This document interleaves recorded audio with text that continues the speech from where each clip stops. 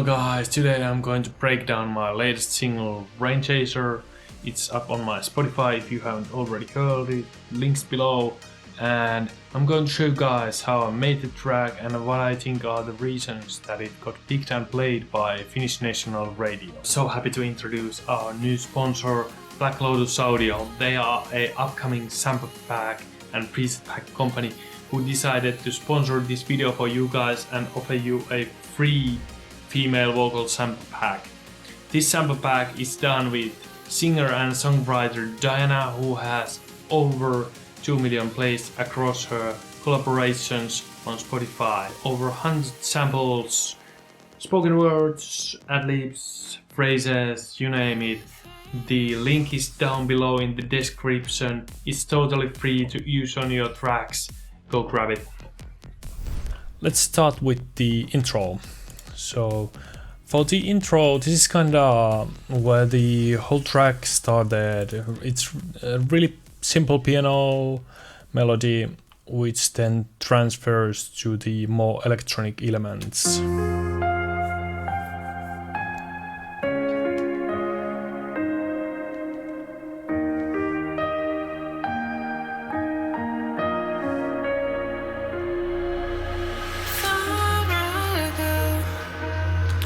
And here I can play the transition.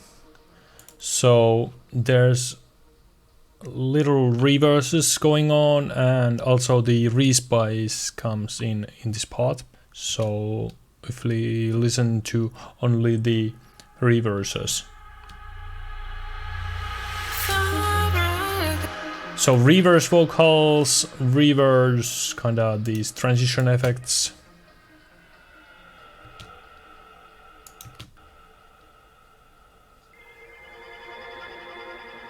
Kind of these strange noises.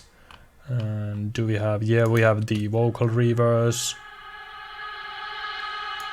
As for the verse, I wanted to keep things down, kind of build the atmosphere, build up all the elements, introduce small things that later on the track build up to the main elements.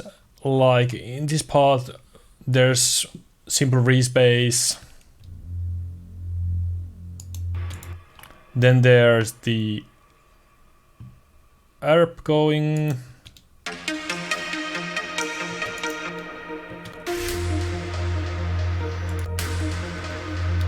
It's low passed.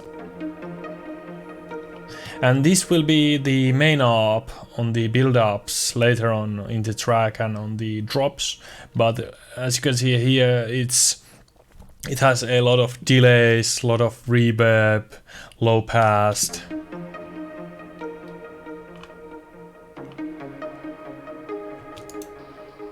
Then we have the crashes, the effects. These are really big. This is the key. If you guys want to make your tracks sound really professional, use a lot of sound effects. Use them well. Don't just put simple white noise sweep. Like maybe here it works, but try to think about the sounds. Try to create something different. Try to use different, more interesting sounds. Then there's the vocal.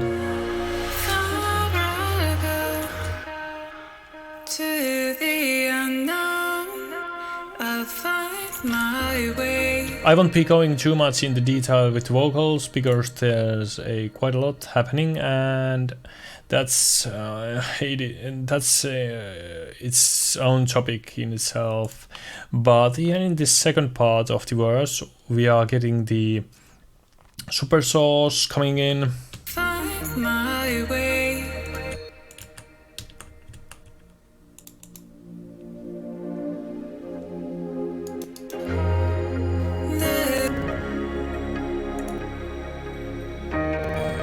Also this glacier.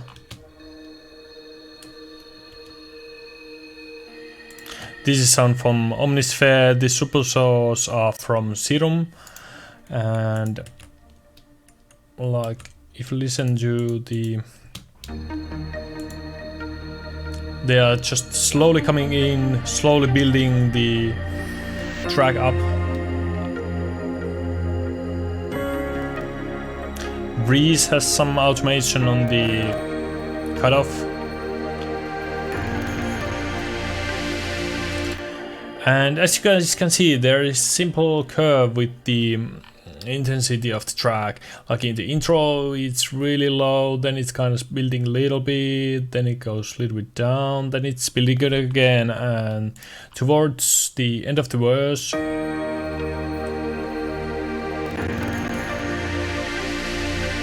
everything kinda opens up. And here in the build up you guys can hear how the intro app kinda opens up and it becomes the main element of the track. It has been kind of lingering behind all the other stuff in the intro, but now it's time for it to shine.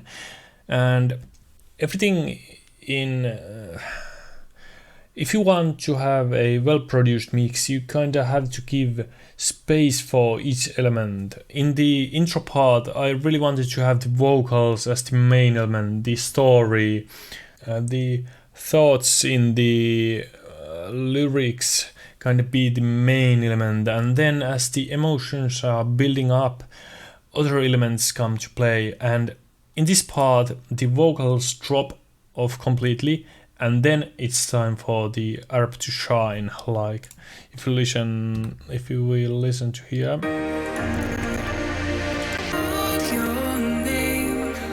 the vocals drop at this part. Now it's time for the harp.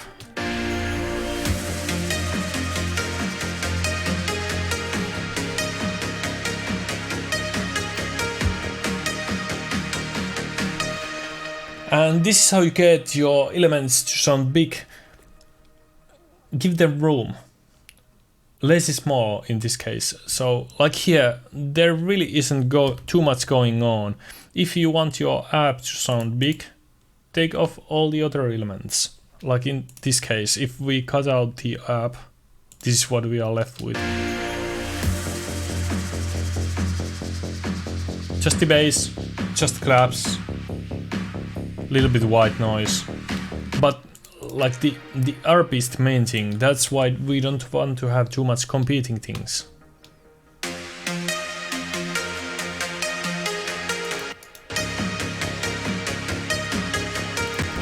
Then as we progress towards the drop and the build up kind of intensifies, we can introduce more elements, but only because we took everything out and again we are kind of building everything up from scratch. That's how we get the track to sound big. It's all in the balance of silence and loud elements.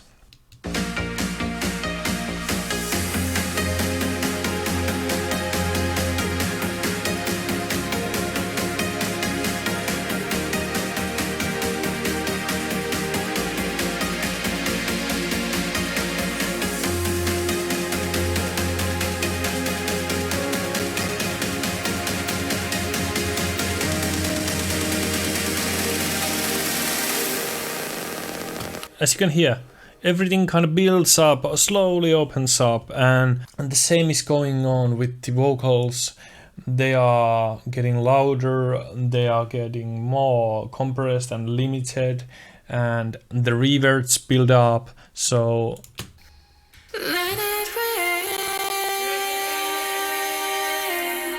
as you can hear, there's a distortion on the vocals. That all plays to the whole dynamic of the track. Again, we are getting to the climax, the drop.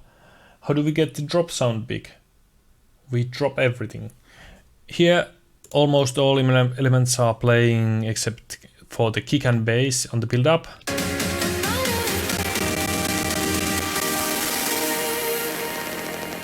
We take everything out and leave just the kick and the bass.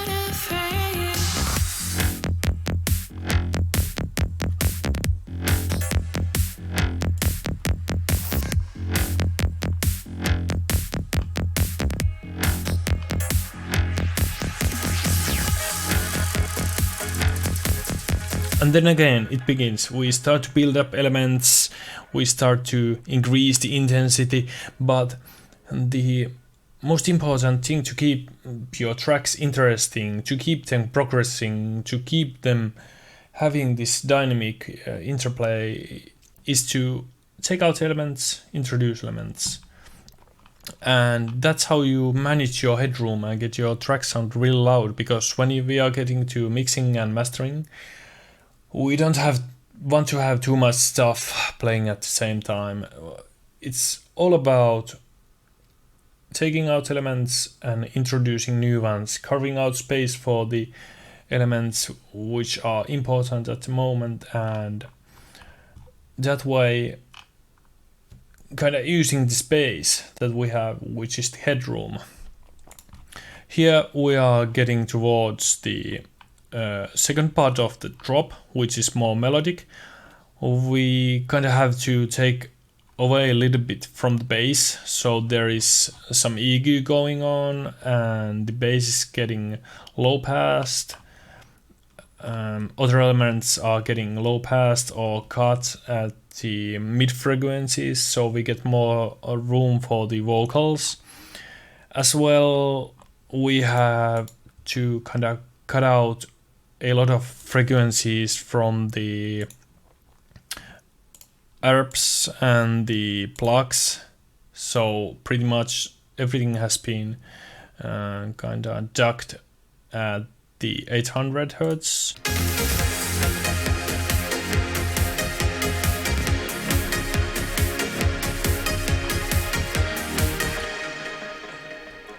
You can hear pretty much everything has been ducked in the mid frequencies, and that's how you get room for the vocals. If I wouldn't do that, the track would really build up so much stuff on the mid frequencies that it would become muddy and really hard to master and get to a louder levels. But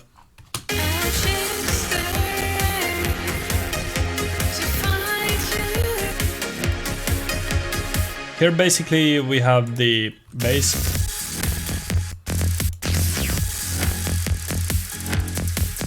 It's the same one as on the first part.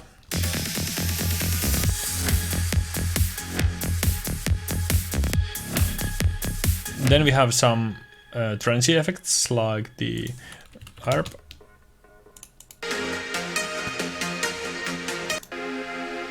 The super source, low pass, kinda in the behind. Plug. This glacier like in the build up. This vocal effect,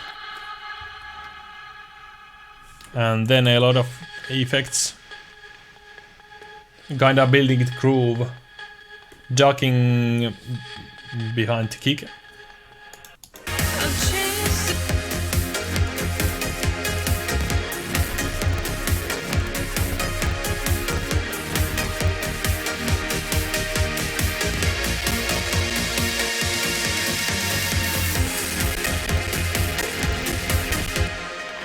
And in this part, you have to be really careful. There is a lot of elements, and this is kinda really the hard part, because you want to have all the instruments playing at the same time, but also you don't want to muddy up your mix. So it's really crucial to cut out all the unnecessary frequencies from the track, and that's really the hard part.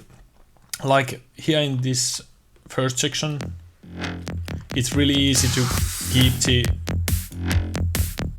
mix clean because there's only few elements, and like in the build-up it's quite easy to keep mix really clean because there is no bass, there is no kick soaking up the space. Intro is really easy, there's pretty much no instruments, but here in the climax we want to combine all of those parts to really blow up the track and kinda have it end on a really powerful tone.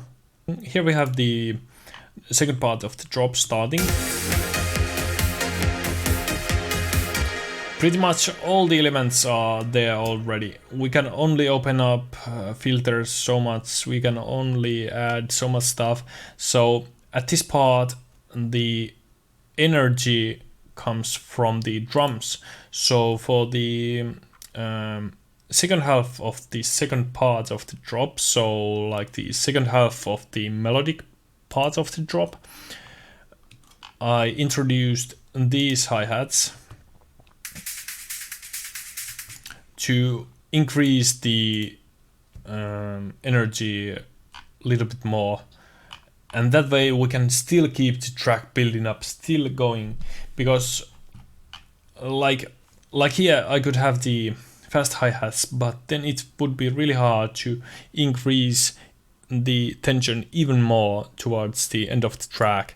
Also there is some choirs and all the elements open up as much as they can. There is barely no headroom to spend anymore. So here are the hi-hats coming in.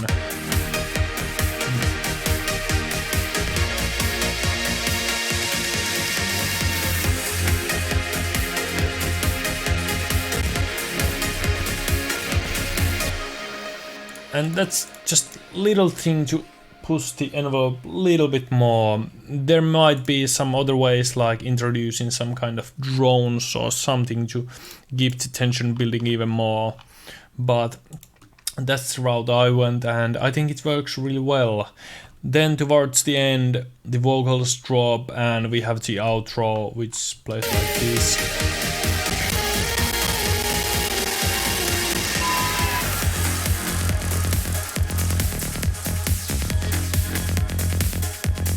So here we want to just kind of slowly bring the track down and towards the end.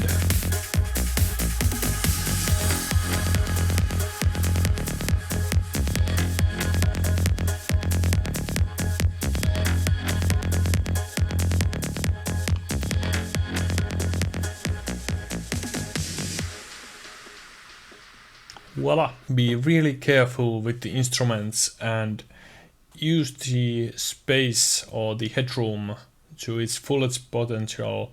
So at the start keep the tension low, don't open up all the elements, keep them down, then you have room to build up the track. If you have really loud elements right from the start, it's really hard to kinda be able to progress any further. So if you keep the tension down at the start, you can build it up, introduce some of the elements, then drop those elements, introduce new ones, build up, then bring all the elements back and build up even more. That's how you keep the tension rising and you can keep the audience interested and invested in your track. And the second point kind of ties to the first one, but like in this track you can kind of clearly hear the variation between the elements at the intro or the first part of the verse.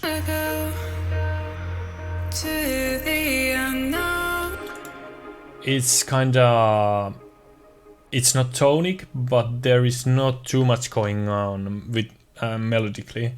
Then on the build up there is a lot of melodic elements.